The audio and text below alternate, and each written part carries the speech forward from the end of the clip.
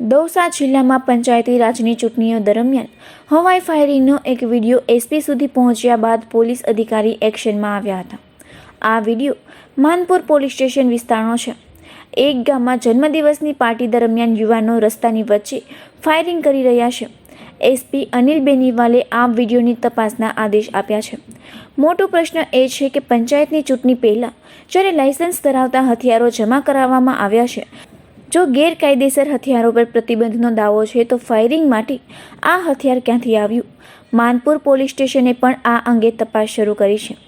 SP સુધી પહોંચેલા આ વિડીયોમાં જન્મદિવસની પાર્ટી દરમિયાન એક યુવાન ઘણા સાથીઓ સાથે જન્મદિવસની ઉજવણીની ખુશીમાં પિસ્તોલ સાથે હવામાં ફાયરિંગ કરતો જોવા મળે છે. આ વિડીયો માનપુર પોલીસ સ્ટેશન હેઠળના એક ગામનો છે.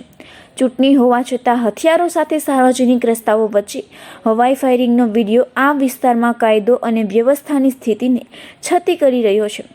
વિડીયોમાં એક યુવક પહેલાં હવામાં ફાયરિંગ કરે છે, બાદમાં પિસ્તોલ સાથે ગીતો પર ડાન્સ કરતો જોવા મળે છે. આ અંગે એસપી અનિલ બેનીવાલે જણાવ્યું હતું કે આ વિડીયો માનપુર પોલીસ સ્ટેશન વિસ્તારના રલાવતા ગામનો હોવાનું જાણવા મળી રહ્યું છે.